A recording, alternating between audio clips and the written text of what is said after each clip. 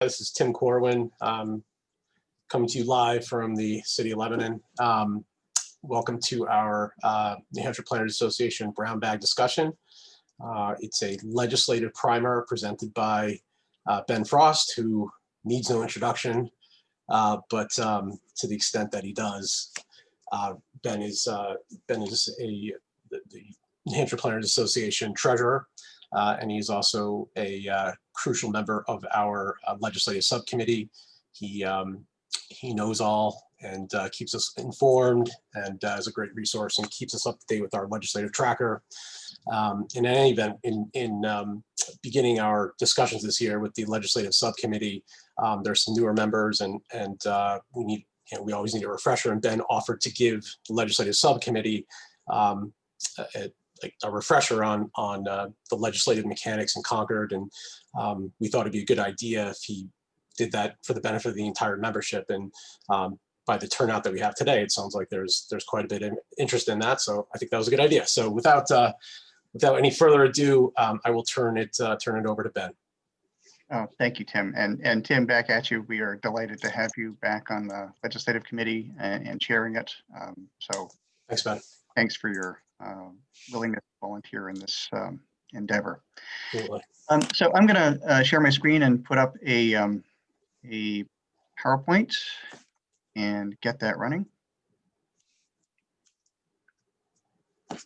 And assuming everyone can see that, I'll hear howls of protest if you can't.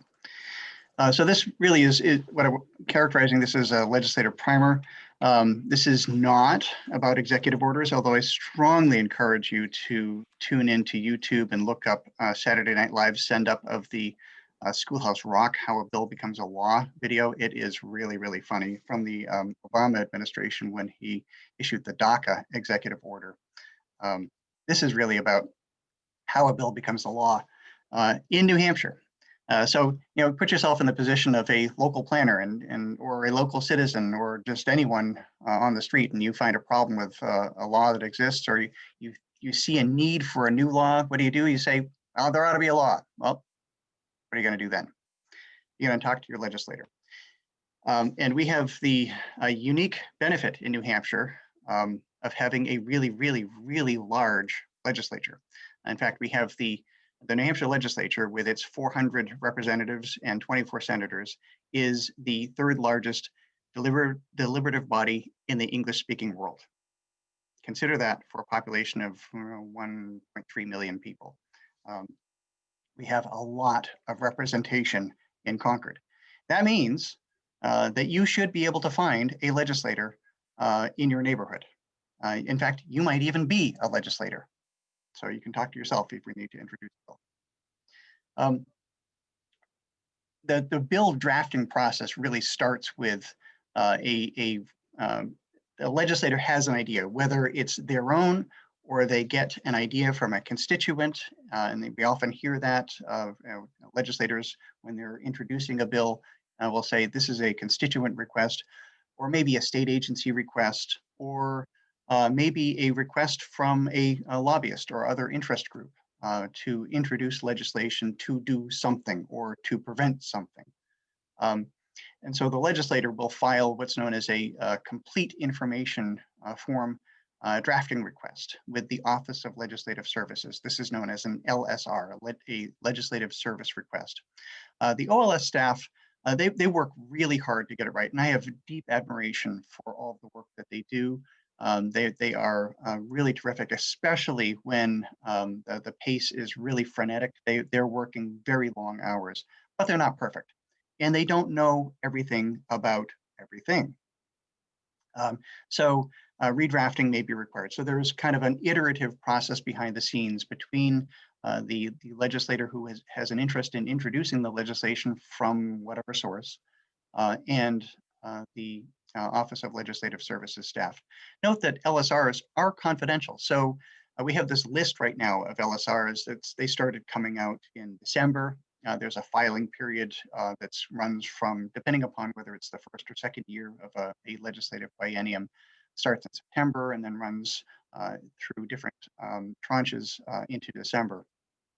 So we start to see these titles being published. but the language is not there. It's confidential. And there's a reason for that.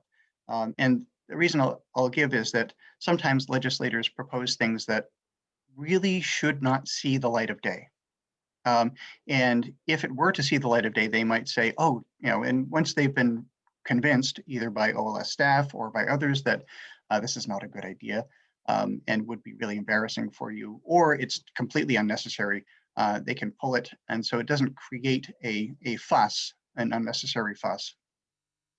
And also because the drafting is confidential until the OLS staff presents something to the legislator that the legislator feels is ready to go. It's not going to be public. Once it is signed off on, then it ultimately will become public. Note that the Office of Legislative Services is a closed shop. They do not communicate with the public. They communicate only with legislators on the drafting of bills. I'd say almost always. There have been really rare occasions when I've gotten a call from OLS staff asking for last minute desperate help because the legislator who's introducing the bill just doesn't know what the language is. And they say, well, why don't you talk with person X?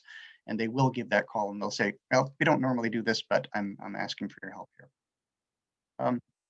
There are deadlines for final sign off on the final language that will go and be made public for all sponsors. And a co-sponsor can say, yeah, that's not what I was thinking of. And they may decide that they don't want to co-sponsor a bill and their name will be pulled off that. You can look for these deadlines in the House and Senate calendars, and we'll take a look at that a little later on. So some drafting practice tips. Recognize that if you want a legislator to introduce a bill, the more complete it is, the more accurate it is, the closer it is to proper statutory format, the more likely it is that OLS staff will leave it alone. Now, sometimes when I'm drafting legislation, I will tinker with language as an experiment to see if I can get it by OLS. And almost invariably, they catch what I'm trying to do. I've tried to change a word usage, so using the word must instead of shall, and look up the American Bar Association's treatise on that, which is really interesting. The ambiguity of the word shall, yet anytime I put must in, OLS changes it to shall. And that is just their format. They are really persnickety about format, and for good reason. You want to have consistency in how each statute is structured. They all want to look and feel the same, even as they're dealing with really different subject matters. If you're considering drafting a bill, look at similar bills that have been introduced. So, for example, you are a member of the Society for the Protection of the Eastern Meadowlark. It's a songbird, and its habitat is being lost. You're concerned about them, so you want to establish a legislative study commission to look at the habitat. So you would go back and look at another legislative study commission on a different topic, and it would give you a sense of how that is supposed to be structured from this language, structure, syntax, and what the purposes are. And we'll talk a little more about that. Finally, if you have the opportunity, talk with someone who's done this before, a lobbyist who's a friend, or someone who works in a state agency and does legislative drafting, something like that. Because people who do this know what OLS is looking for and will accept as appropriate language for a bill to be introduced. OLS does have a lot of power here. They're the gatekeepers on statutory language. So they want to get it right initially, so that there's less change going on during the legislative process. So your bill gets introduced, great. It gets a name and a number. So you have HB 123 FN, an act establishing a commission to study the habitat of the eastern meadowlark. So bills like this can include a preamble, and that's oftentimes helpful. It won't get codified into the RSAs necessarily, but it says it's kind of a statement of what the purpose is of a bill. And that is helpful both to the legislators who are considering the bill during the process, but it also provides some good statutory history. So if in future years someone is looking back, well, why was this commission established?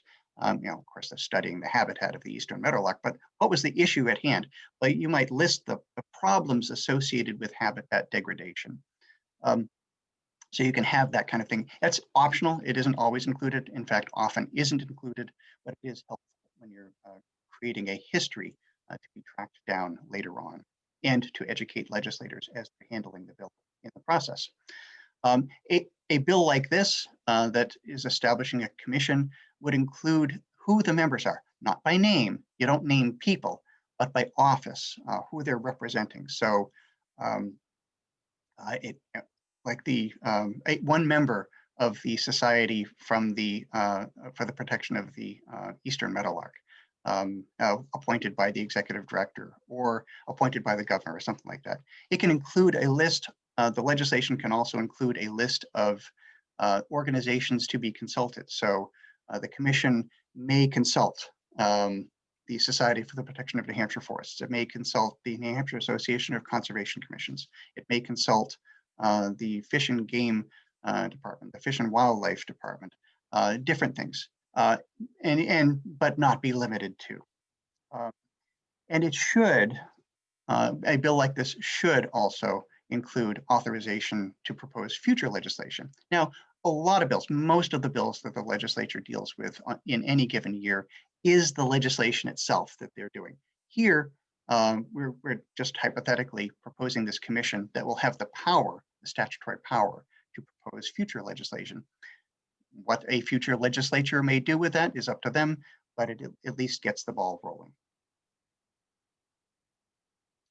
And just on this topic, legislative study committees consist only of legislators. Commissions may include others.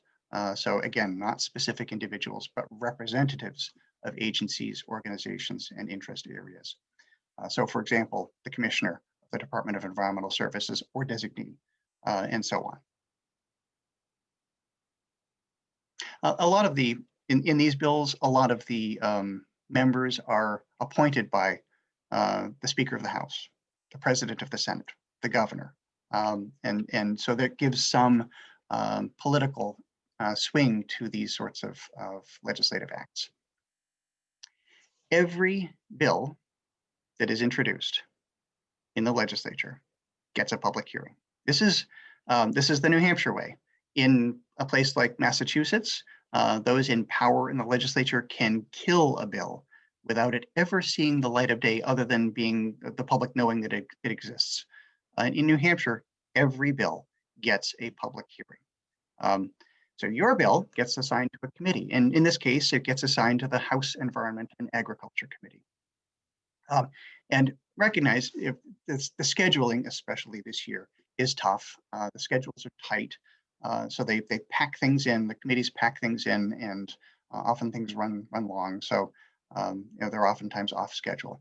But there is a time designated for a hearing, and that means that a lot of time is consumed in hearings. Consider that in a normal year there might be, say 1,200 bills introduced. And let's say half of them get passed by the chamber in which they're introduced. That's another 600 bills that go over to the other chamber, which also has to have a hearing in the other chamber. That's a total of 1,800 public hearings in any given legislative session.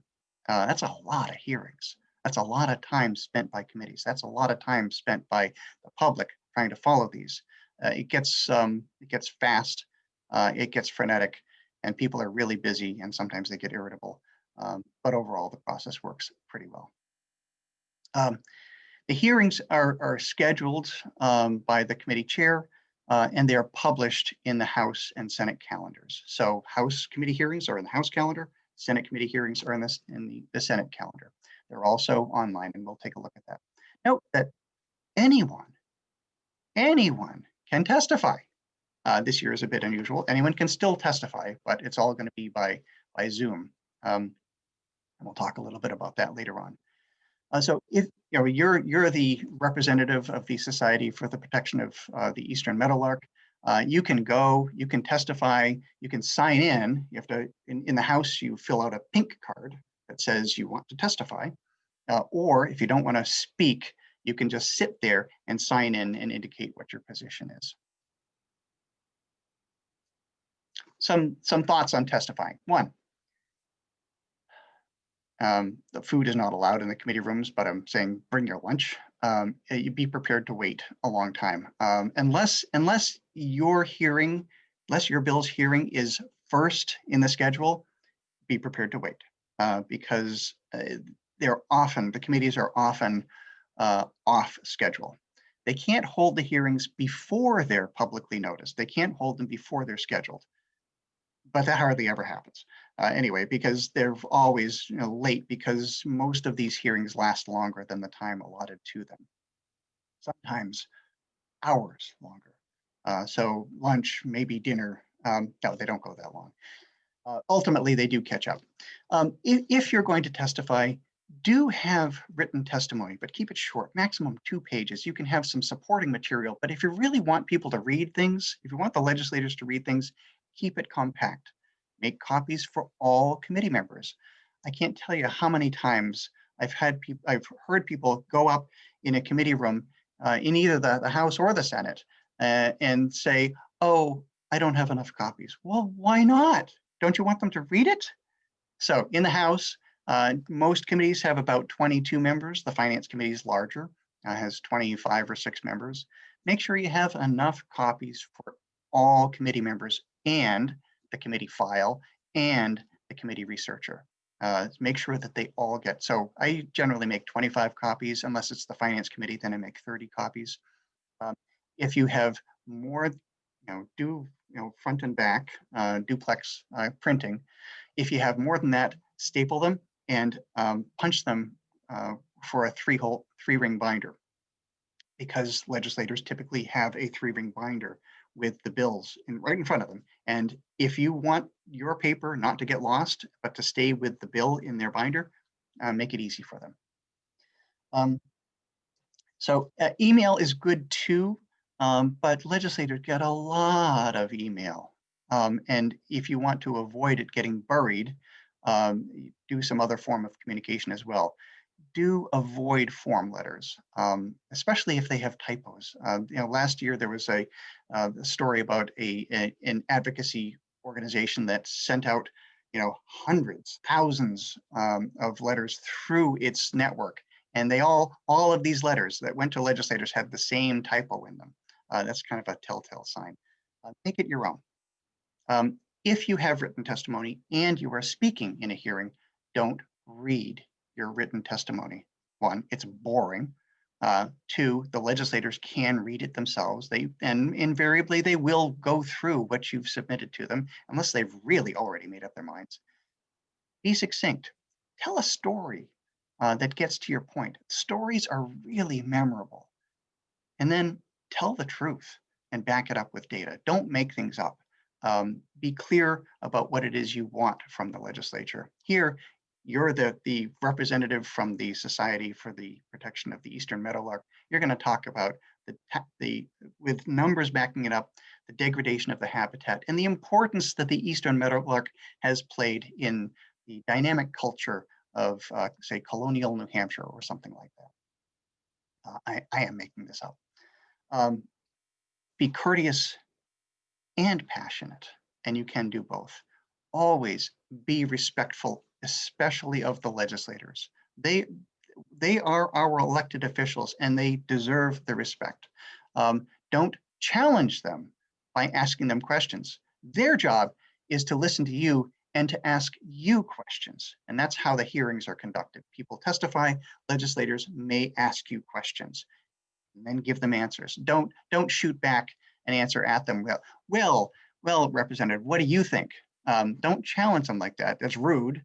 And you're going to lose the respect not only of that legislator, but of most of the committee as well. Give them direct answers. And if you don't know the answer, say so.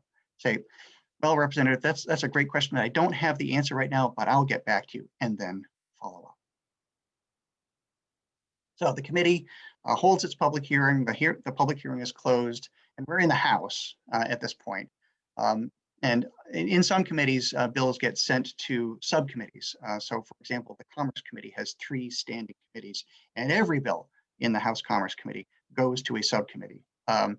Other topical committees like municipal and county government sometimes sends things to subcommittee, and those are formed on an ad hoc basis. So each committee is a little bit different.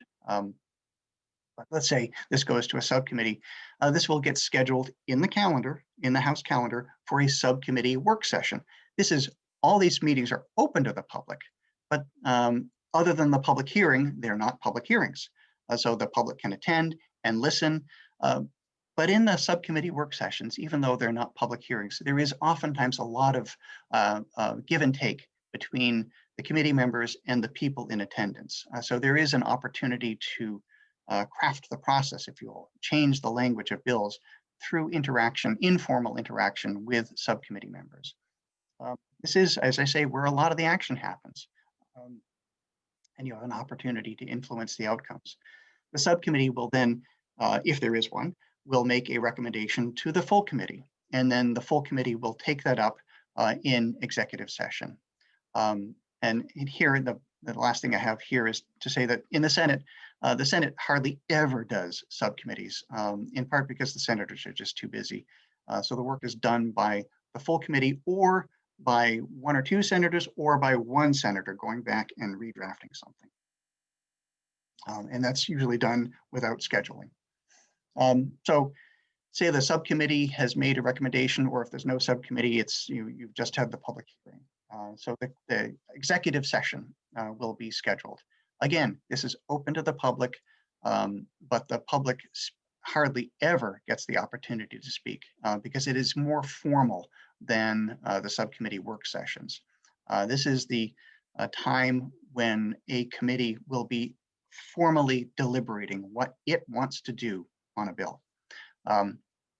Sometimes a member of the committee may have a question, and that member may ask the chair's indulgence. Madam Chair, I'd like to ask a question of the representative from the Society for the Protection of the Eastern Meadowlark, and identify what the question is. And the chair may say, yes, you may go ahead. And so you have that very limited interaction potential in an executive session, but it is a bit unusual. Now, what can a committee do? This is where they're actually taking a position on legislation. And these are known as committee reports to the full body, the House or the Senate. The committee can recommend ought to pass as it was introduced to them, ought to pass with an amendment. We'll talk a little bit about amendments. Inexpedient to legislate, which means kill the bill now, forever. Or retain it for study. And the language between the House and the Senate is a little bit different. So that the Senate calls it re-refer, the House calls it retain, and the actions around retaining and re-referring is a little bit different. So in the first year of a biennium, a House committee can retain a bill without sending it to the full body. And the second year, it has to go to the full body. But that's a nuance that you don't really need to worry too much about. Amendments. For a committee to adopt an amendment, it has to be drafted by the Office of Legislative Services and bear OLS's official stamp, which is a red ink stamp. It's kind of like a Chinese signature stamp. And you can see that stamp, and the legislators will see this amendment and say, well, it doesn't have the OLS stamp, it's not official. And so they can't adopt it because there is a formal numbering system.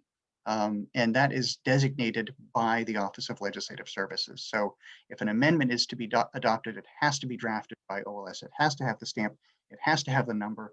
And it is that number that is all important in the amendment process, because there are oftentimes many amendments to a single bill.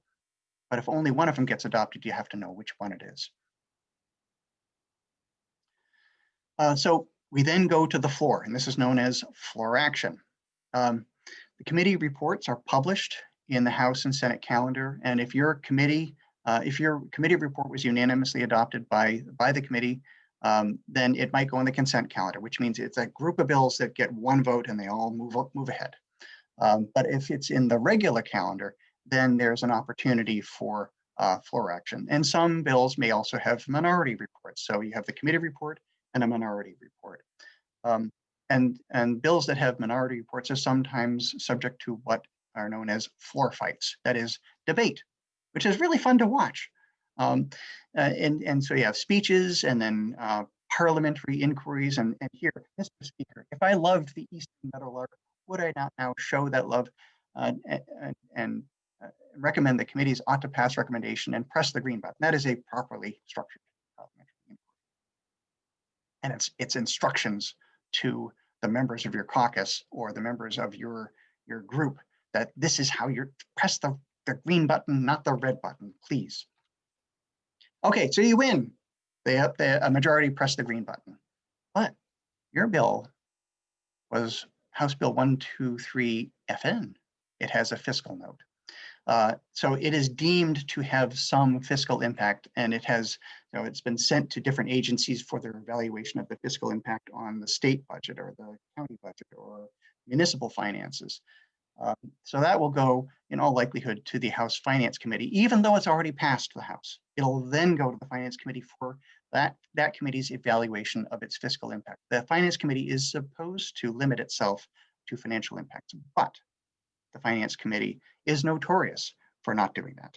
Oftentimes they get involved in policy discussions, and what comes out the other end is different from what the Policy Committee, in this case, the House Environment and Agriculture Committee, recommended. So let's say you get through the Finance Committee, and it goes back to the House for another vote. It passes. Great. On to the Senate.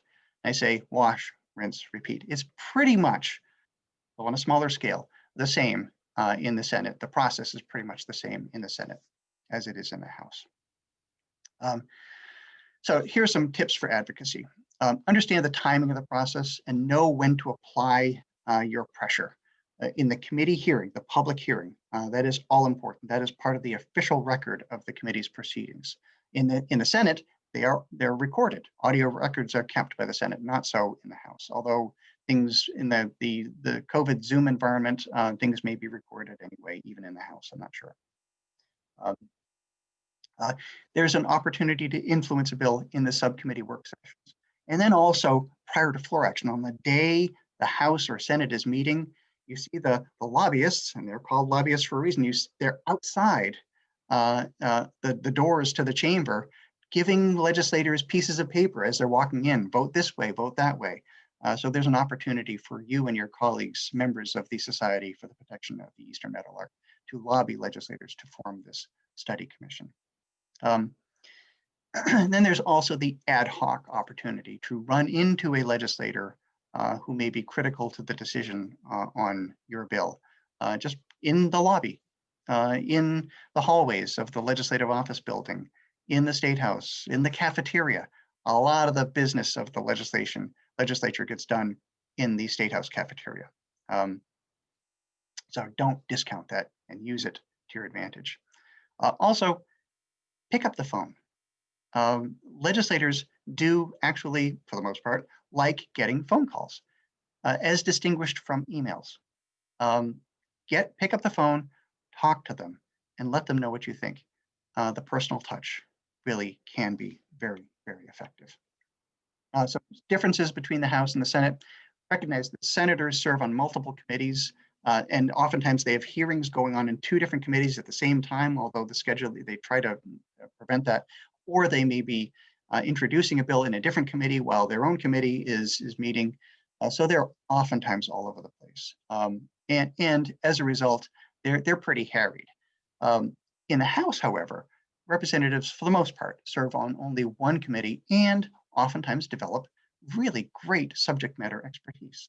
So, I look at some of the people who've been longstanding members of one committee or another. So in the House Commerce Committee, John Hunt has been there forever. He's the current chairman. And he's written a lot of the laws that his committee is dealing with. He has a great history of knowledge and is not shy about sharing his opinions on things too. But he and a lot of his colleagues in other committees too have a lot of knowledge about the laws, much more so on a narrow topical basis than most senators do, although there are some exceptions to that. As a result, bills often get a lot more scrutiny in the House than they do in the Senate. It's harder to get a bill, especially if it has anything controversial associated with it. It's harder to get a bill through the House. So sometimes it's a strategy. I'm going to start this bill in the Senate and do this. Or, well, if we know we can't get it through the House, why bother? So let's start in the House and see what happens. So it depends on what the bill is, will affect your strategy. More bills, because there are more House members, more representatives, start in the House. And the budget always starts in the House.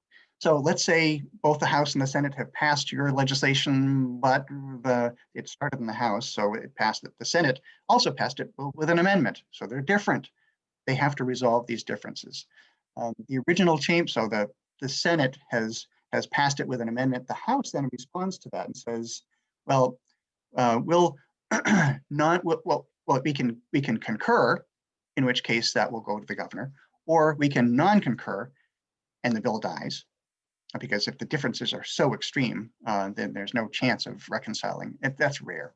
Usually it's non-concur and request a committee of conference, and then goes back to the Senate, and the Senate says, no, we're not going to do a committee of conference, either take it or leave it, or they can accede to that. That's a yes, we will agree to a committee of conference. Then these committees, the conferees are appointed by the Senate president and the Speaker of the House, and they come together, and it's fun to watch that negotiation, because there you see real bipartisanship on either side.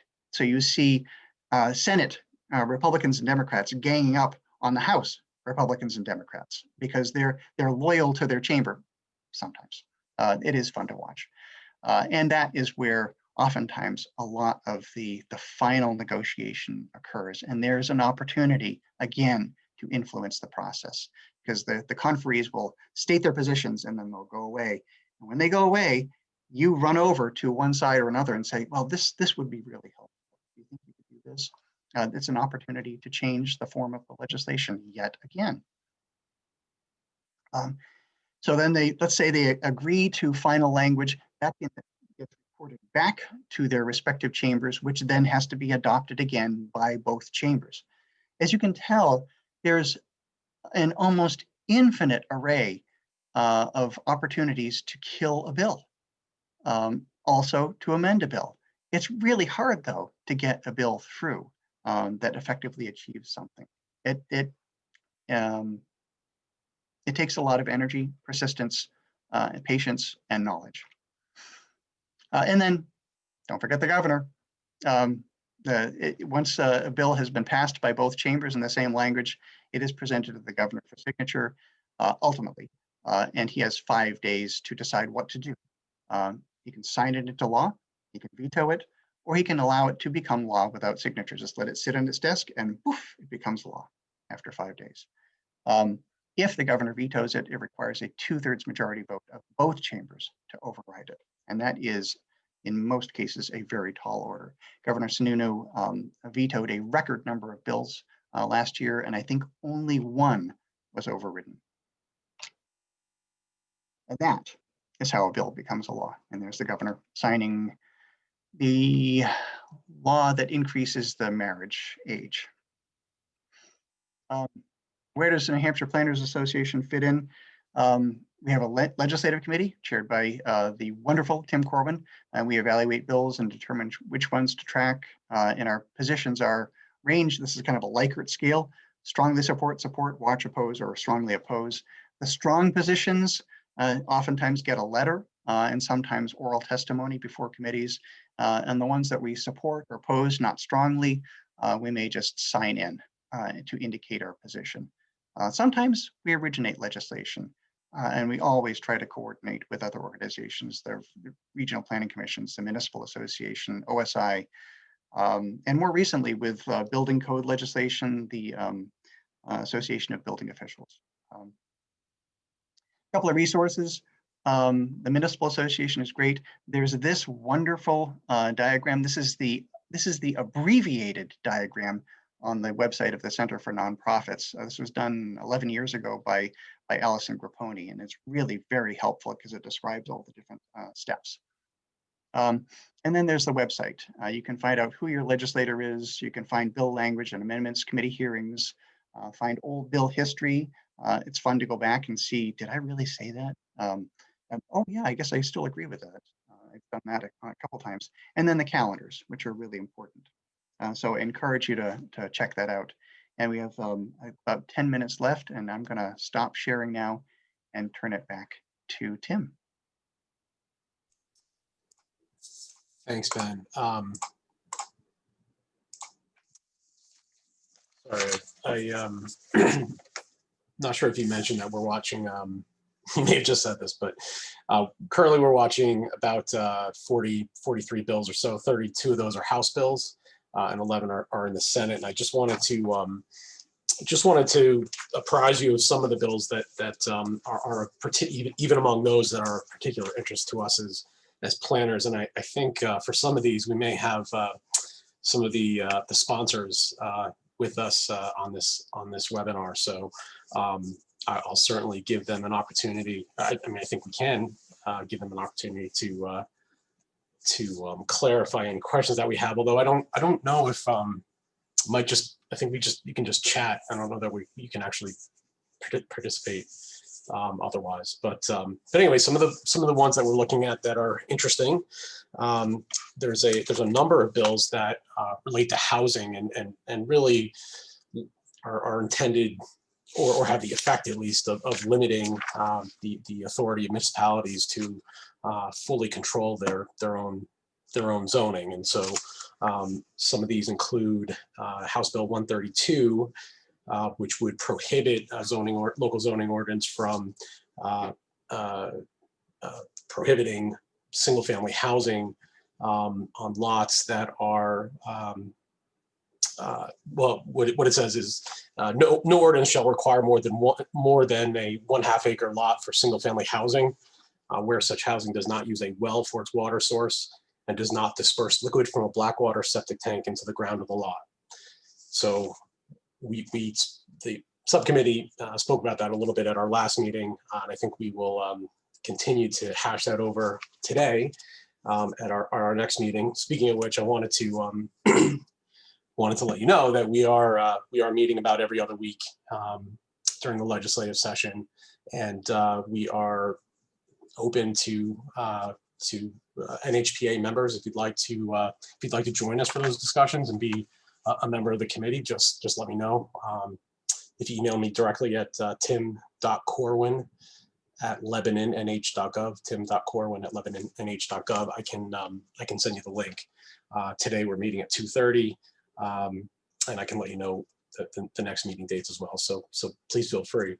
But otherwise, here's kind of a look at what we're doing, and we'll try and get our legislative tracking spreadsheet up on the website if it's not already, so you can keep an eye on what we're doing there as well.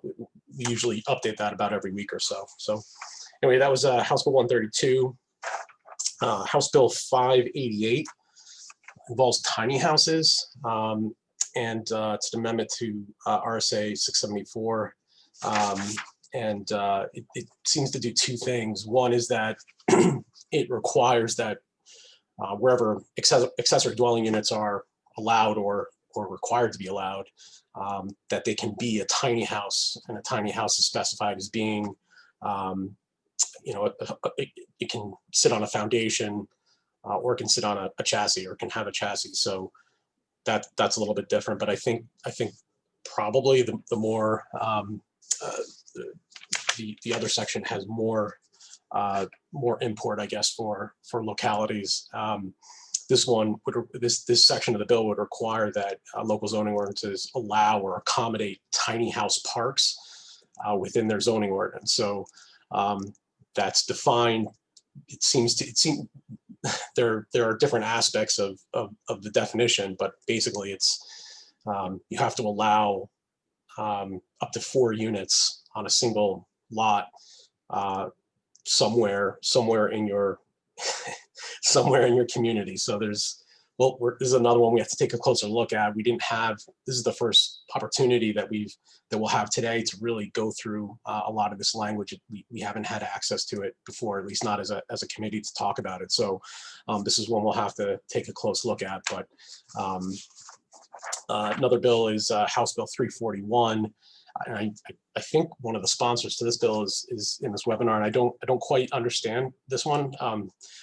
maybe hopefully other members of our committee do. But it's another one where it requires a zoning ordinance to allow certain housing types, certain multifamily housing types in which they're in unincorporated towns or unorganized places. So I'll just leave it at that, and hopefully we'll get a better understanding of what this is doing as we move forward. So we haven't taken, Ben probably mentioned, we haven't taken a position on any bills yet, but I assume we'll have some positions after today's meeting. Having said that, it's not uncommon that where there's some disagreement among the committee members, or we're just not quite sure what to do with something. Sometimes sort of mid-session, we'll prepare a legislative survey and send that out to you, our members, to get your feedback, to help better inform us and give us an idea of where we should go with our support or not. So that we'll see. We keep your eyes open for a survey. If you can take the time to take it, when it goes out, we'd appreciate it. Another bill involving housing is House Bill 332, or sorry, no, I skipped something. I think I skipped something. But in any event, I think those are the 4 housing bills we're looking at. There are 2 others that deal with planning board process sort of issues. There's another one I don't quite understand it yet. It's House Bill 332, and it seems to clarify when the planning board. It seems to purport to clarify when the planning board needs to begin its review following the submission of the application. And it relates to the determination of regional impact. So, as you know, the board has to review the application within 30 days after it's submitted. And then it has 65 days once it's determined to be complete to make a decision on the application. And if there's a determination of regional impact, there are certain notification requirements that have to be satisfied. But anyway, the language here seems to suggest I don't quite understand it. So we'll have to talk about it. It's a very simple amendment. So feel free to look it up and take a look at yourselves. But as I'm thinking about it, as we go along in the legislative session, if whether or not you're a member of the subcommittee, if you have an idea or a question or about any of the pending bills, or you have an opinion as to what we should be doing with any of these bills, let us know. You don't have to just be a regular member of the subcommittee. You can reach out to me or Ben or anyone else on the subcommittee as well. And we're happy to welcome your input. So please feel free to do that. House Bill 392 is another one. I don't really understand. I don't get it. It purports to require that all voting members of the local land use board shall be residents of the communities in which they serve, which I think that's already required. But it's another simple bill, so take a look and we'll let you know where we land on that. Another pair of bills. Kind of strange, House Bill 573 and 574. These, just kind of found these today, so we'll have to take a closer look, but they seem to want to exempt certain commercial changes of use from having to obtain any land use board review, although that's not what even if they want to do that, I don't think that's what they currently said, but I think that's what they're trying to do. It seems like another example of statewide zoning, but we'll have to talk about it, and we'll keep you up to date. And there's a quick question in the chat panel. Yeah. These bills that you're reviewing, are these just LSRs, or is the full text of the bill available? These are all the all of the bills that all the House bills that we're watching. The text has come out. For the Senate bills, I think only 2 of the 11 bills that we're watching right now, only 2 of them have the actual text. But yeah, the bills that I'm referring to now, they're all House bills, and we actually have the text out, and that's available, of course, online. Thank you, Tim. Just to add to that, the Senate is really slow this year in significant part because they're taking time to consolidate a lot of bills into omnibus bills. So they'll do like a single hearing on one bill that will contain what was originally maybe half a dozen bills. And it's an effort to create a more efficient process because of COVID. Okay. Thanks, Ben. Just two more bills to give you a preview of.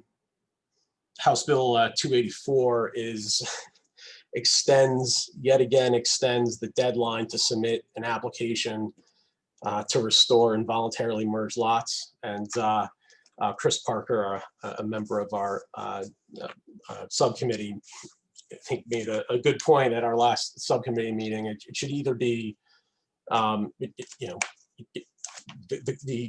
continual extensions are just creating a little bit of unnecessary uncertainty, and so it should either be extended permanently or ended. So we're going to talk about that a bit more, but this one would extend the deadline from to submit those applications from December 31st, 2021 to 2023. So and then finally, just wanted to mention House Bill 616, which is kind of interesting. This one would require an appellant in a planning board appeal to post a bond and to basically cover the attorney fees of the developer and the developer's carrying cost if the developer were to prevail in that appeal of a land use board decision. So it seems to be a very pro development bill, and seems like it might. This will be an interesting one to discuss. So anyway, that's just there are, like I said, there are several other bills we're watching, and I don't know if maybe some more will come up, but we'll try and get that legislative tracker online as soon as possible. And as I said, feel free to reach out to any one of us at any time to participate or to ask questions or provide your input. So, and again, if you'd like to participate in today's subcommittee meeting, if you're a New Hampshire Planners Association member, please email me and I will be happy to send you the link. And I think with that, did we have Ben or Shanna or Donna? I just wanted to say I don't see any more questions, and I just wanted to thank everyone for coming. I think we had a great turnout at this, and if you're interested, please reach out to us for sure. All right, thanks everyone. Have a great weekend. Take care.